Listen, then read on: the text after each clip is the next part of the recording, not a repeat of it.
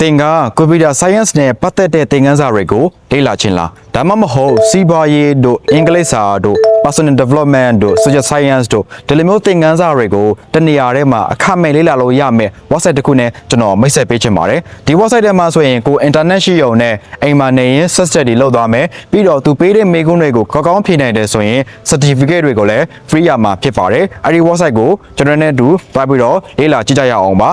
let's go ကျွန်တော်ရဲ့ Google browser အနေပြီးတော့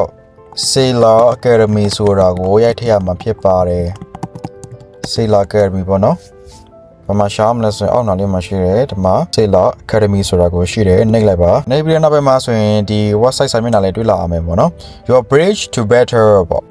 Start learning ဆိုတာကိုနှိပ်လိုက်မယ် Okay ကျွန်တော်ကကြတော့အကောက်ကိုဝင်လာပြီးသားပေါ့နော်ဝင်လာပြီးသားဖြစ်တဲ့အတွက်ကြောင့်ကျွန်တော်ရဲ့ email ကဒီမှာပေါ်နေတယ်ပေါ့နော်ဆိုတော့အခုနကကျွန်တော်ပြောတဲ့အတိုင်းပဲစီးပွားရေးနဲ့ပတ်သက်တာလေ့လာခြင်းလား computer science လားအင်္ဂလိပ်စာလား social science လားနော် professional development လားအများကြီးရှိတယ်ကိုလေ့လာခြင်းတဲ့သင်ခန်းစာတွေကိုရွေးလိုက်အောင်ပဲကျွန်တော်ကပထမဆုံးအနေနဲ့စီးပွားရေးနဲ့ပတ်သက်တာကိုလေ့လာမယ်ပေါ့နော်ဒီမှာစသူ့အောင်နာလည်းမလည်းရှိတယ်မှာ12ခုရှိတယ်52ခုဒီမှာ18ခုပေါ့နော်ပြတာပေးတယ်စီးပွားရေးနဲ့ပတ်သက်တာကို explore လုပ်လိုက်မယ် okay ဒီမှာကြားလာပြီပေါ့နော်ဒီမှာသင်ခန်းစာပေါင်း52ခုရှိတယ်စီးပွားရေးနဲ့ပတ်သက်တဲ့သင်ခန်းစာတွေအများကြီးရှိတယ် okay ပထမအဆုံးတစ်ခုကိုရွေးလိုက်မယ် view course ကိုရွေးလိုက်မယ်နော်ဒီမှာဆိုရင်စီးပွားရေးနဲ့ပတ်သက်တဲ့အကြောင်းအရာကိုလေ့လာမှာဖြစ်ပါတယ်သူကဒီမှာအချိန်လေးပြတာပေးတယ်62နာရီစာသင်ခန်းစာပေါ့နော်နောက်ပြီးတော့ certificate လည်း free ရမယ်ဟိုဒါနှိပ်လိုက်မယ်နော် okay စပြီဒီမှာဆိုရင်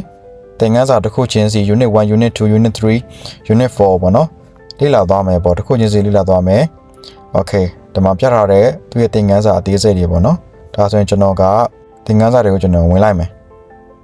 okay အခုကျွန်တော် my courses ကိုသွားလိုက်မယ်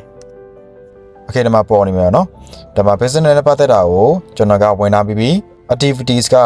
114ခုရှိတယ်အဲ့ဒါကိုကျွန်တော်ကတစ်ခုချင်းစီသွားမယ်အခုကျွန်တော်ဘာမှမဖြစ်ရသေးဘူးပေါ့နော်ဒါကိုကျွန်တော်ကဝင်လိုက်မယ် okay ဝင်ပြီဆိုရင်ကျွန်တော်ကတစ်ခုချင်းစီလေ့လာသွားရုံပဲဒါမှသူ့ရဲ့သင်ခန်းစာအသေးစိတ်ပေါ့နော် lesson အသေးစိတ်ကိုပြတာပေးတယ် okay ကျွန်တော်ဒါလေးအားလုံးလေ့လာပြီးဆိုရင်နောက်ဆုံးအထိပေါ့သွားကြည့်မယ်ပြီးဆိုရင်ဘာလုပ်အောင်မလဲဆိုတော့ဒီနားလေးမှာပေါ့နော်certificate final exam ပေါ့နော်ဒီ exam ကိုသူသတ်မှတ်ထားတဲ့အမှတ်ပေါ့နော်သူက80ရာခိုင်နှုန်းနဲ့အထက်ရတယ်ဆိုရင်တဲ့ certificate ရမယ်ပေါ့ဒါကကြတော့ business နဲ့ပတ်သက်တဲ့ certificate လေ့လာမှာဖြစ်ပါတယ်တစ်ခုချင်းစီသွားလို့ရတယ် okay ဒါ business နဲ့ပေါ့နော်နောက်တစ်ခုကျွန်တော်ဝင်ပြကြည့်မယ်computer science ပေါ့နော် computer science ကိုဝင်ကြည့်မယ် okay computer science မှာဆိုရင်လည်းသင်ခန်းစာပေါင်း18ခုရှိတယ်ပထမဆုံးသင်ခန်းစာ programming နဲ့ပတ်သက်တာ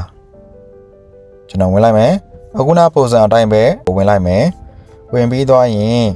yes ပေါ့နော်ထားနေလိုက်မယ် okay နှိပ်လိုက်ပြီးဆိုရင်ဒါက course တွေတစ်ခုချင်းစီသွားမှာဖြစ်ပါတယ်ဒီမှာဆိုရင်လည်းခုနကျွန်တော်ပြောတဲ့အတိုင်းပဲသင်ခန်းစာတွေပြီးသွားရင် certificate ရဖို့အတွက် final exam ဖြစ်ရတယ်အဲ့ဒီ exam မှာအမှတ်80ရာခိုင်နှုန်းအထက်ရတယ်ဆိုရင် certificate ရမှာဖြစ်ပါတယ်ဆိုတော့ဒီ Sailor Academy ကလုံးဝကို free ပေါ့နော် internet ရှိမယ်ကိုကလေ့လာနိုင်မယ်ဆိုရင်တော့ certificate တွေကိုရမှာဖြစ်ပါတယ်ဒီ website ကမိတ်ဆွေတို့အတွက်အကျိုးဖြစ်မယ်လို့ကျွန်တော်ယုံကြည်ပါတယ်ဒီလိုမျိုးအကျိုးရှိတဲ့ဗီဒီယိုတွေကိုဆက်ပြီးတော့ကြည့်ချင်တယ်ဆိုရင်ကျွန်တော်ကို follow ထားဖို့မမေ့နဲ့နော်ဒီထက်ပိုကောင်းတဲ့ဗီဒီယိုတွေနဲ့ကျွန်တော်ပြန်လာခဲ့ပါမယ်ကျွန်တော်နာမည်ကတော့စကြော်ထိုးလို့ခေါ်ပါတယ်အားလုံးကိုကျေးဇူးတင်ပါတယ်